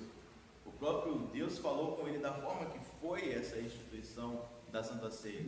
O próprio Deus falou com ele conforme o próprio Jesus falou com os seus discípulos, que eles deveriam de participar dessa ceia. Então ele diz: eu recebi do Senhor, o que eu recebo de Deus eu venho passar para vocês. Aí começa dizendo: na noite que ele foi traído, ele tomou o pão e, tendo dado graças, partiu e comeu e disse: tomai e comer, esse é o meu corpo que é partido por vós. Então nós vemos que Paulo ele demonstrava para eles que ele tinha essa plena comunhão com Deus, ele tinha recebido direto de Deus para poder passar para aquele povo, e que eles deveriam de fazer dessa mesma maneira, eles deveriam de participar disso da mesma forma, comendo juntamente, separando, partindo o pão conforme Jesus havia feito lá com os discípulos. Ele levantou, partiu o pão, que era um ato que o pai de família fazia todas as vezes. Ele dava graças a Deus, ele agradecia a Deus, levantava, agradecia ao Senhor o pão, e ele partia para a sua família. Era um ato que o judeu fazia normalmente. E quando Jesus ele faz isso, ele demonstrava que ele estava passando para eles toda a comunhão que ele tinha com Deus. Já eles, como eram gregos, não conheciam isso. Eles faziam de qualquer forma, chegava lá, comia de qualquer maneira, bebia de qualquer forma, faziam tudo de qualquer maneira. Por isso que Paulo vem trazendo explicitamente conforme eles deveriam de fazer, da forma que eles deveriam de participar dessa Santa Ceia do Senhor. O pão ali vem trazendo o simbolismo do corpo de Cristo, do corpo de Jesus, que foi entregue naquela cruz, e o sangue vem simbolizando, o vinho vem simbolizando o sangue de Jesus também, derramado naquela cruz pelos pecados de cada um de nós, daqueles coríntios, e pelas nossas vidas também. Por isso esse memorial nós dizemos que é um memorial sagrado. Ele diz: fazer isso todas as vezes em memória de mim. É para fazer esse memorial lembrando daquilo que Jesus fez pela nossa vida. A mensagem da cruz que ele trouxe lá, se entregando no Calvário, passando pela via sacra, passando por tudo aquilo, para que nós pudéssemos hoje estar aqui aprendendo um pouco mais a respeito da palavra dele. Isso é interessante porque Jesus diz: fazer isso sempre, fazer isso em memória de mim. Nunca deixem de lembrar disso. Sempre façam isso lembrando daquele sacrifício que eu fiz pela vida de cada um de vocês. Então nós vemos que Paulo ele trazia esses ensinamentos, tendo essa intimidade com Deus, essa vocação que ele tinha com Deus. Por isso que ele foi um dos apóstolos que escreveu mais epístolas, que foi, acredito que teve mais experiências com Deus. Foi um homem bastante abençoado pelo Senhor. 1 Coríntios 11, ainda 26, diz: porque todas as vezes que comer esse pão beber desse cálice é anunciar a morte do Senhor até que ele venha. No final ele ainda demonstra: todas as vezes que vocês fizerem isso, vocês vão, além de lembrar do sacrifício que eu fiz na cruz, vocês vão lembrar que daqui a um tempo eu estarei voltando para buscar a cada um de vocês. Essa é uma verdade única da palavra do Senhor. Esse não é um dos versos mais importantes que nós temos na Bíblia Sagrada. É lembrar que próximo está a vinda do Senhor, que será no abrir e fechar de olhos. Veja que essa lição leva para um lado, mas nós podemos entender que nós se reunimos aqui, nós vivemos essa vida, temos essa vocação, esse desejo de vir na casa do Senhor. Vimos aqui na escola dominical, à noite, em alguma vigília. Tudo que nós fazemos é para esperar unicamente a vinda de Jesus. O propósito do servo de Deus é esse: é esperar a volta do Senhor. Ele diz: todas as vezes que participar desse memorial, vocês vão lembrar da morte na cruz e lembrar que eu já estou voltando para buscar aqueles que estiverem preparados. Então essa mensagem é a mensagem mais importante que nós temos da nossa vida. É acreditar que breve o Senhor está voltando para buscar a sua igreja. Verso 3, o 3 diz assim: o modo de cumprir o memorial. Nós vemos que ele diz que não é de qualquer maneira que eles deveriam de cumprir esse memorial. Não era de qualquer forma que deveriam de participar da ceia do Senhor. Verso 27 diz: portanto, qualquer que comer este pão ou beber o cálice do Senhor indignamente será culpado do corpo e do sangue do Senhor. Examine-se, pois, o homem a si mesmo, assim coma deste pão e beba deste cálice. Ele diz primeiramente que nós devemos nos examinar, porque se nós comemos o pão, se bebemos do cálice de forma indigna, nós estamos como se estivesse participando da morte de Jesus. Nós estamos como culpados pela morte de Jesus. Então nós vemos que a Santa Ceia não é um memorial, algo banal, não é algo de qualquer forma. Quando a gente participa da ceia do Senhor, nós temos que ter o nosso pensamento convicto: mesmo que eu pequei, mesmo que eu fiz alguma coisa, pedir perdão ao Senhor, porque participar de forma indigna é participar para a nossa condenação eterna.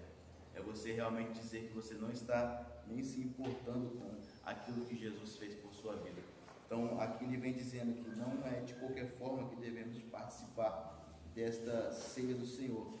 Paulo ele mostrava que eles e nós também devemos participar com a consciência limpa, ter o entendimento que estou participando dessa ceia do Senhor, mas eu sei que realmente, se eu cometi algum pecado, eu já pedi perdão ao Senhor. Se eu fiz alguma coisa, eu já pedi perdão a Ele, porque eu sei que Ele já tem me perdoado. É diferente de você participar de qualquer maneira. Eu estou aqui, eu não vou pedir perdão, eu tenho vergonha, eu não vou ali na frente para os irmãos me verem, eu não vou fazer isso não, eu vou ficar aqui de qualquer maneira mesmo, desde que Jesus vai me perdoar. Mas se o pastor ele é direcionado por Deus para chamar os irmãos que vêm aqui na frente, para se reconciliar com o Senhor, para pedir perdão a Deus, é aqui na frente que você vai ser perdoado por Deus. Não é somente o seu pensamento: Deus me perdoa, não. Se nesse momento ele é direcionado para que você venha aqui na frente, você deve vir para poder pedir perdão ao Senhor e assim ter a consciência limpa a respeito da ceia, para poder participar da ceia. Paulo no final ele vem dizendo que reunidos e unidos é melhor. Ele conclui mostrando que eles deviam de esperar um pelos outros, a participar da ceia juntos e assim desfrutarem da plena comunhão com Cristo. Como ele disse nos versos anteriores, versos 20, 21, 22, ele demonstrava que eles vinham de qualquer forma, comiam de qualquer maneira, se embriagavam, não deixavam pão para outra pessoa. Mas no final, Paulo vem explicando para eles: vocês devem de participar disso para demonstrar a sua união, para desfrutar essa união com os seus irmãos e principalmente sua comunhão com Deus, a união com os irmãos e a comunhão com o Senhor, que era o que eles precisavam de demonstrar, o que eles tinham que ter e mostrar para as pessoas era isso. O verso ainda 34, ele vem dizendo assim: mas se algum tiver fome, come em sua casa, para que não vos ajunteis para a sua condenação. Outras demais coisas ordená-las-ei quando for ter convosco. Como ele disse, se alguém tivesse fome, não era para ir para ali para poder matar a sua fome, era para comer em casa. porque o que eles tinham que fazer ali é participar de um memorial sagrado, é demonstrar, conforme era a festa do ágape, o amor de Deus para com as pessoas. Era partir o pão e todos comerem daquele mesmo pão, simbolizando que Deus, o amor de Deus, ele é compartilhado com todas as pessoas ao mesmo tempo. O amor do Senhor, ele é único para todas as pessoas. Não é um comendo mais, um comendo menos, um bebendo mais, um se embriagando com o vinho, que tinha isso que acontecia. Então, nesse segundo tópico, nós compreendemos aqui, para finalizar, que Paulo ele demonstra para os coríntios que eles deveriam de participar dessa forma da ceia do Senhor. Não era de qualquer maneira, mas sim, eles deveriam de ter essa consciência limpa e essa convicção de que eles estavam participando de algo espiritual. Não era algo físico ali de só comer, mas sim era algo espiritual. Lembrar da morte de Jesus, lembrar da forma que ele ficou por nossas vidas, e lembrar também da sua palavra que diz que breve ele estaria vindo, logo ele estaria voltando para buscar a igreja do Senhor. Amém? Pastor?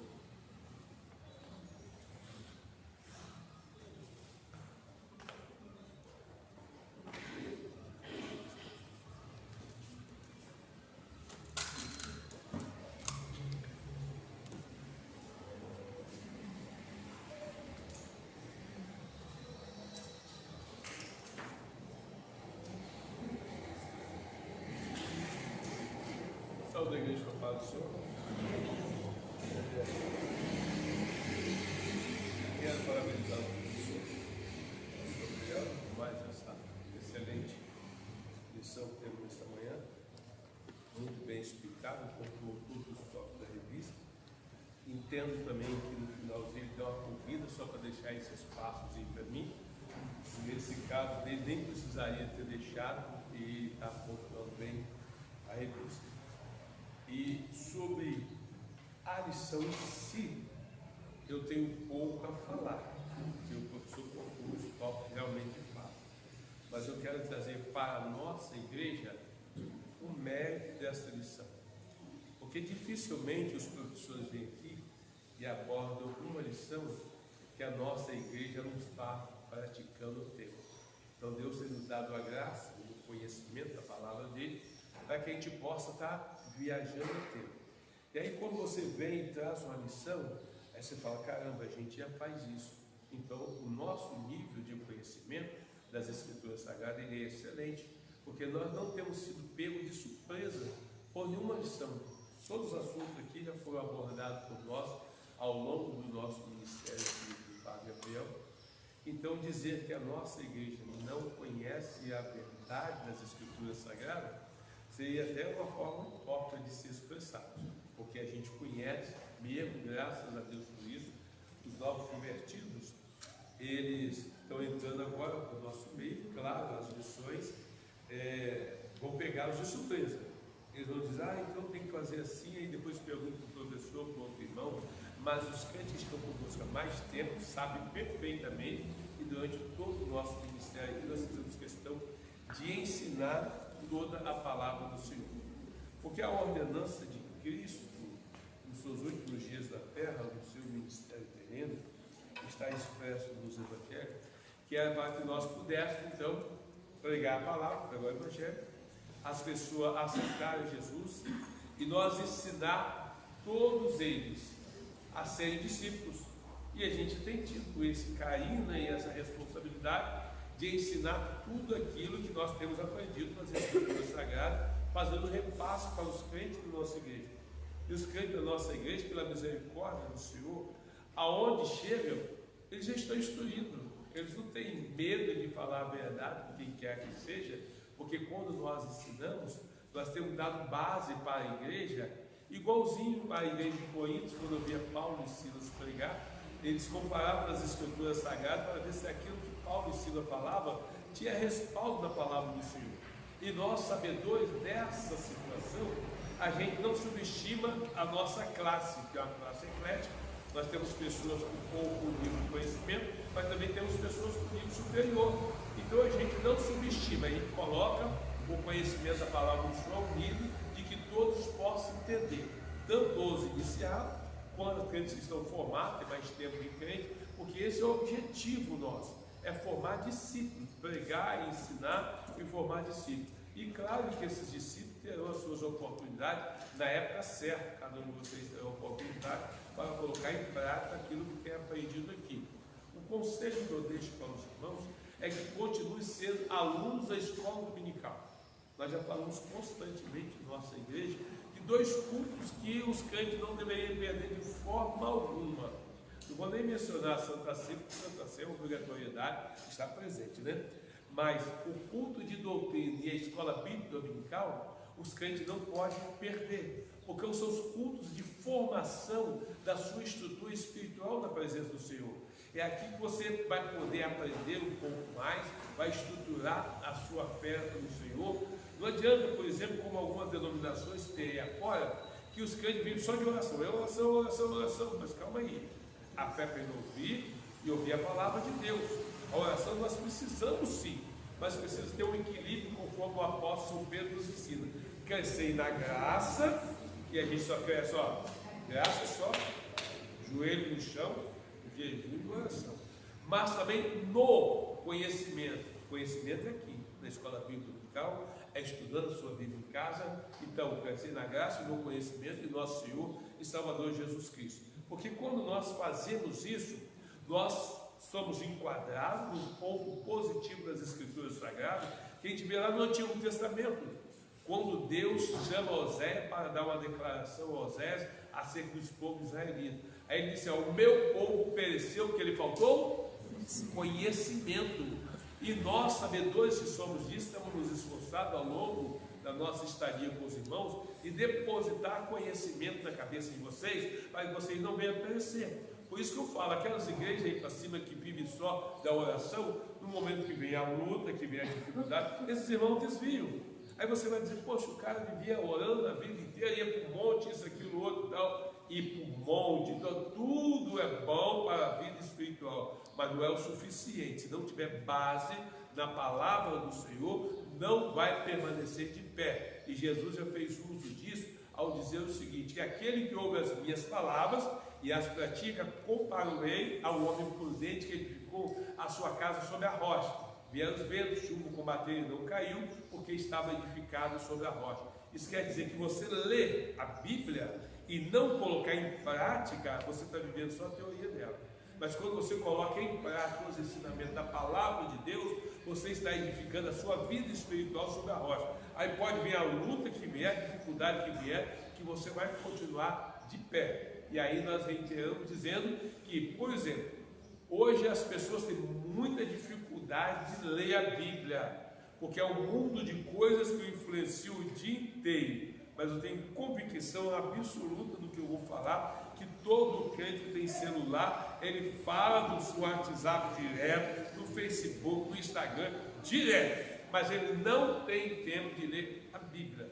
E porque nós somos sabedores disso aí, nós escolhemos esse espaço no horário da manhã do domingo para injetar a palavra de Deus na mente de vocês, certo? E aqui a escola dominical é uma vantagem, que é o único culto que você não volta para casa com dúvida, porque se você tem dúvida, você pode perguntar, e o professor, toda vez que termina cada tópico, ele pergunta: alguém quer acrescentar alguma coisa, se for alguma dúvida, alguém quer falar alguma coisa, abrindo que esse link para que vocês possam se manifestar acerca de alguma coisa que ele está abordando. Se não ficou bem claro, você pode se expressar, você pode falar, e o professor vai tirar a dúvida, e você volta para casa tranquilo. Então a escola dominical, o nome já diz, é escola mesmo, é para se aprender a palavra do Senhor e ir para casa sem dúvida de nada, aprender tudo. Então, quer dizer, quando eu vejo os professores abordando essas lições que nós estamos tendo, tanto da CPAD como essa aqui também, olha, são duas fontes de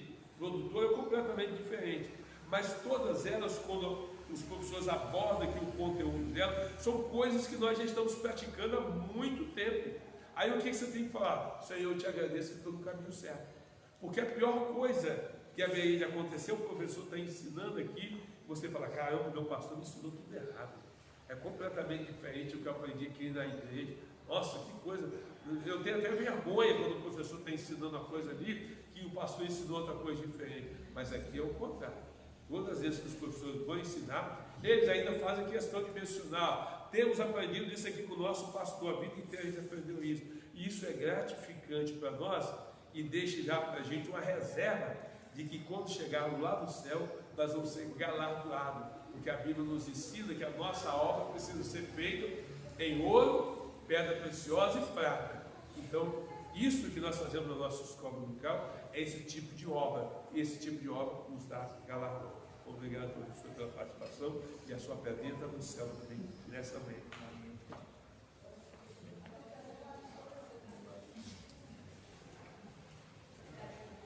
Vamos para a conclusão. Como a igreja deveria se comportar no culto e na ceia do Senhor, são os pontos principais estudados nessa lição. Quanto ao uso do véu no culto, observamos que não é mandamento.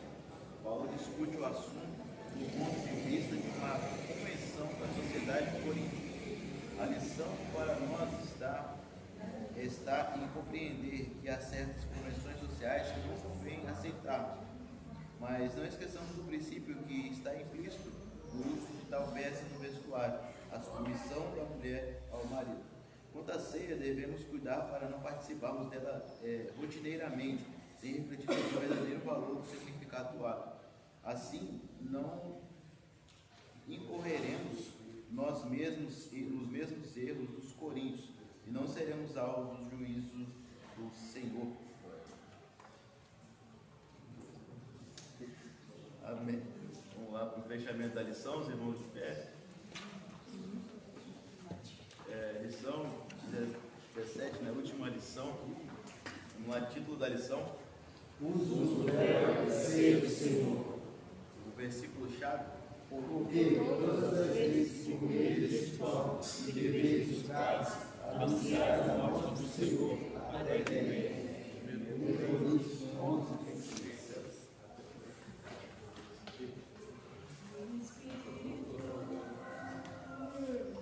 Em verdade, te adoramos, te adoramos, Espírito, em verdade, te adoramos, te adoramos, Rei dos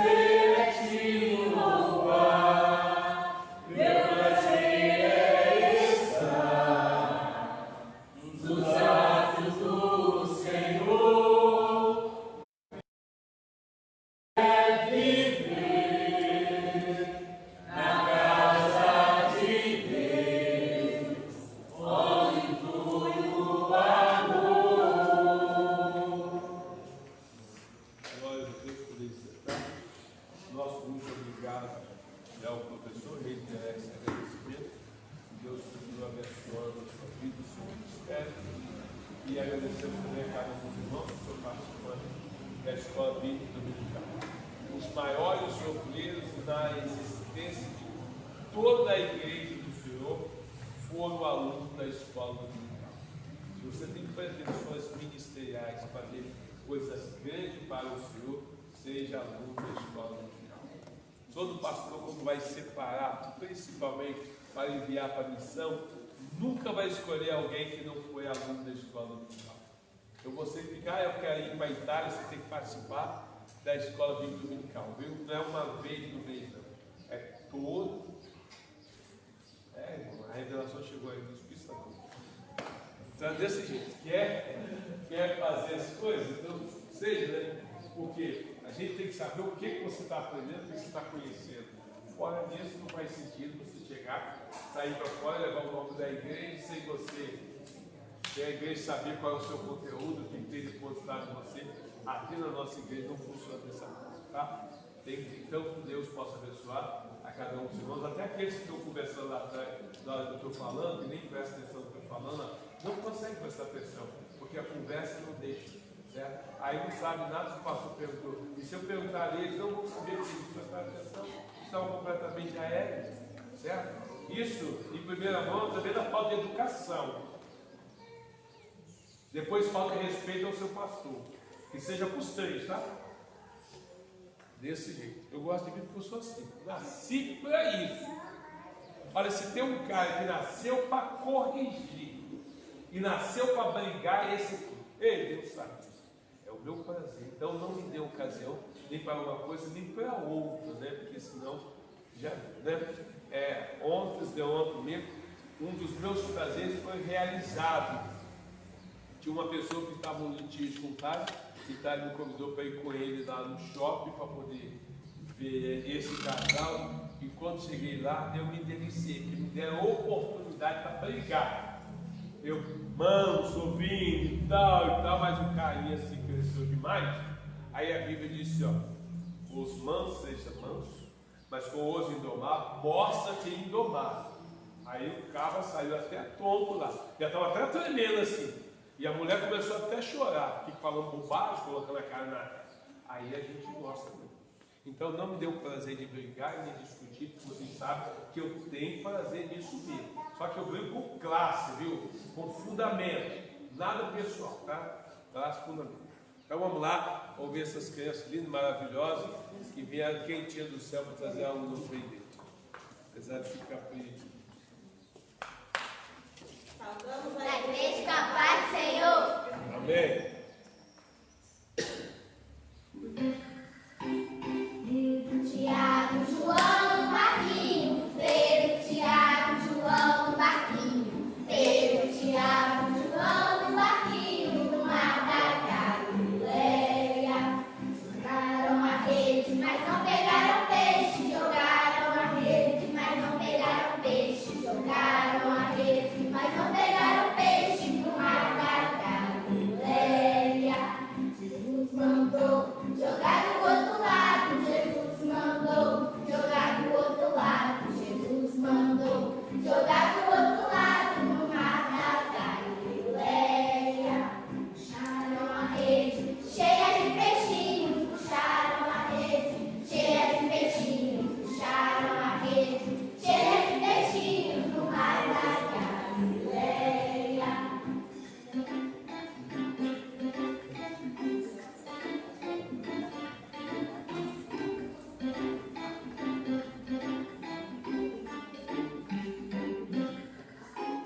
Pedro, Tiago, João, Marquinho. Pedro, Tiago, João, Marquinho. Pedro, Tiago, João, Marquinho. No mar da Galileia. Jogaram a rede, mas não pegaram peixe. Jogaram a rede, mas não pegaram peixe. Jogaram a rede, mas não pegaram peixe. No mar da Galileia. Jesus mandou jogar do outro lado. Jesus mandou jogar do outro lado. Jesus mandou jogar do outro lado. No mar da Galileia.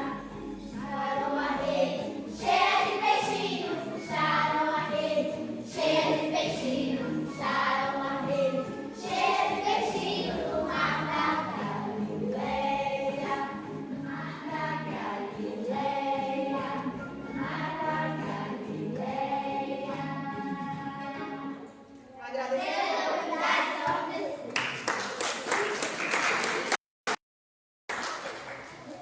O que está errado nesse hino aí, irmão? O que está errado? Jogaram a rede e o que mais? Pegaram o quê? Veio ser cheia de quê? Peixinhos. A Bíblia Bíblia fala que foi cheia de 153 grandes peixes. 153 grandes peixes, não foi peixinho não, foi lambari não. Jesus não te dá rede para pegar lambari não, viu? Jesus te dá rede para pegar coisa grande mesmo, viu? Mas umas crianças pequenininhas também, né? Tem que ser uma rede para pegar uns peixinhos pequenininhos, senão não aguenta, né? Os irmãos ficaram felizes que a irmã Valentina trouxe a Bíblia dela para a igreja hoje, fica bem? Cadê a Geise?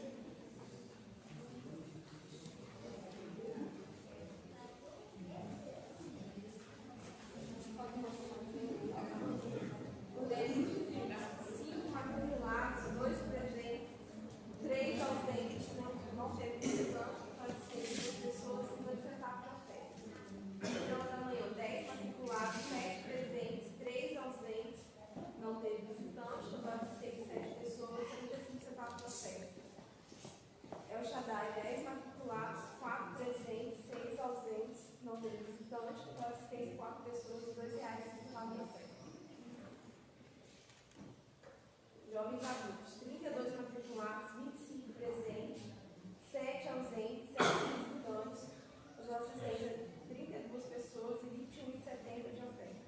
Total de frequência geral, 45 pessoas, total de oferta geral, 25.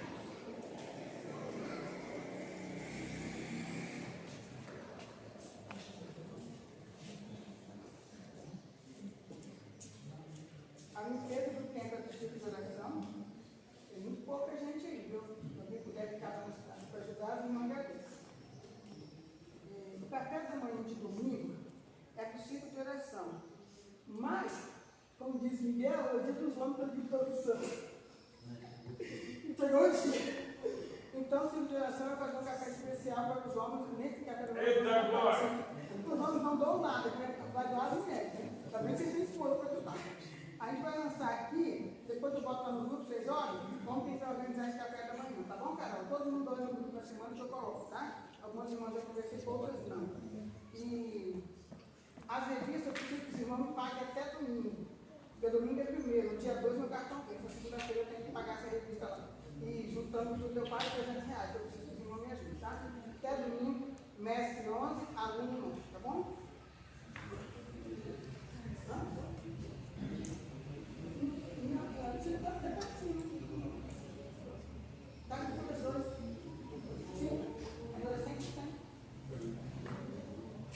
Meus irmãos, nós estamos trabalhando já no banheiro feminino e precisamos trazer isso a todo vapor agora. Por isso, os irmãos que fizeram seus compromissos e fizeram suas doações, porque o banheiro masculino, enquanto fazia, a gente tinha o nosso aqui para socorrer, certo? E os das irmãs não dá para fazer isso, só tem um vaso sanitário ali, certo? E aí é o seguinte, se os irmãos atrasarem as condolências aí, as irmãs vão ficar no aperto, certo? Porque um vaso só sanitário ali vai ser bem complicado. E a gente precisa aumentar bastante esse banheiro para cá ainda, aí nós precisamos disso aí, certo? Já agradecemos esse final de semana ontem aí o Geis, o Douglas ali, o David, a contribuição deles aí no trabalho, tá certo? Aquela outra menina que falou que o marido dela, não, que o marido falou que era pedreiro, até hoje não deu mais as caras. O último dia que ele teve na igreja naquele dia, eu já sabia que o comportamento dele seria esse mesmo, por isso que eu falei, é melhor você contribuir com o dinheiro, você não vai fazer nada aqui mesmo, né? Então, a gente precisa disso aí. E amanhã o moço já vai vir aqui para poder fazer o orçamento, colocarmos as portas de alumínio no banheiro masculino, para terminar esse ali, concluir essa obra ali, e vamos pegar aqui com vontade mesmo, para fazer o banheiro aqui, de tal forma que as irmãs depois do culto vão querer dormir até dentro do banheiro, para falar, amanhã, pastor, eu posso ficar com a chave, eu vou para casa amanhã, porque vai ser algo aí luxuoso para as irmãs, que vocês merecem também.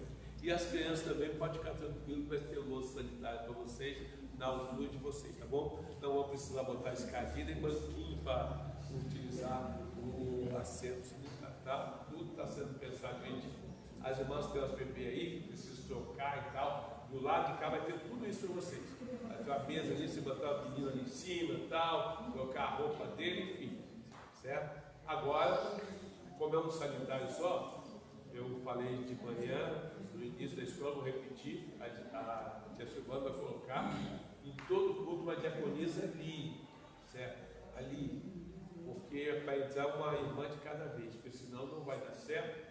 É pouco protegido lá dentro, quem por lá já sabe, então é melhor que seja uma irmã de cada vez.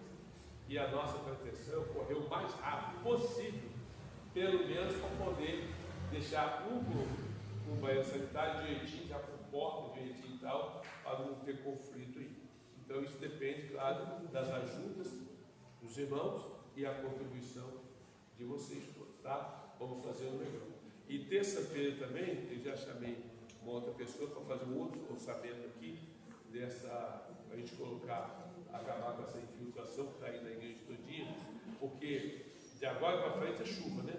E a gente tem que se preocupar nessa situação aqui. O pastor Tálio me levou ali em cima e mostrou uma cinta ali, como é que já está. Então a gente vai curar essa cinta todinha. Então, de agora para frente, é trabalhar mesmo e dar glória ao nome do Senhor. E aí nós precisamos da contribuição de cada um dos irmãos que entende da construção civil. Eu acho assim, minha avaliação, pouco injusto, aqueles que entendem a construção civil e não se manifestam para ajudar em nada. Isso aí tem que parecer ser uma espécie de um cão parasita, né? Só sugo da igreja, só recebe da igreja e não dá nada muito pior. Então eu gostaria que os irmãos começassem a pensar diferente. Aqueles que entendem alguma coisa da construção civil, quem não entende nada pode vir aqui ajudar também como ajudante pedreiro. Enfim, é a nossa igreja, depende de nós. Somos nós que precisamos fazer o melhor para nós mesmos. Tá bem? Vamos tocar de pé. Assim, nós temos trabalho, não sei como é que já tem evangelismo hoje, está com culto e tal, e nós temos um diretor de evangelismo que não aparece na escola dominical. Vamos lá. Nós temos um diretor de evangelismo que não aparece na escola dominical. Nós temos um diretor de evangelismo que falta culto demais.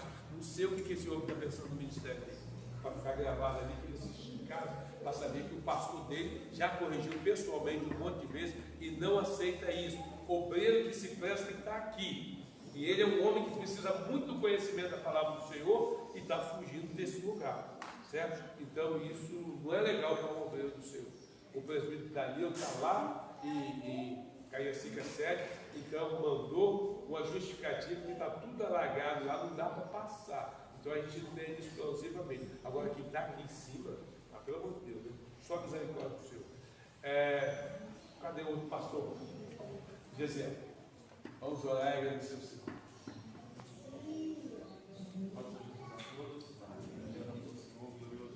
Pai, agradecemos por essa manhã, essa estudar a sua palavra. Agradecemos a Ti, a todos por esses que nós temos recebido por Ti, já temos praticado, que isso possa servir, Jesus, cada vez mais para a edificação da nossa igreja, de cada um dos nossos irmãos. Nós temos andado em obediência com a Tua palavra, que o Senhor possa abençoar cada vez mais a nossa classe, o professor, as demais classes, ó Deus, de criança, adolescente, professores, ó Deus, que a graça do Senhor, que o conhecimento do Senhor venha sobre as nossas vidas, para que a igreja venha desfrutar do melhor da palavra do Senhor. Nos abençoe, nos conceda um dia agradável diante de Ti. É o que oramos e agradecemos a Ti por tudo, em nome de Jesus. Que o amor de Deus, a graça de nosso Senhor e Salvador Jesus Cristo, a comunhão com o Espírito Santo, seja por cada um de nós, aguardamos a vida do Senhor, nos lugares que o Senhor nos abençoe.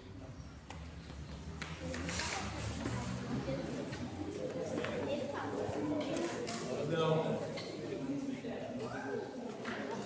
Aí, Gisele. Chegaram aqui, porque não chegaram aqui. Ele falou que estava terminado, né? Mas eu estava esperando 6 minutos para concluir.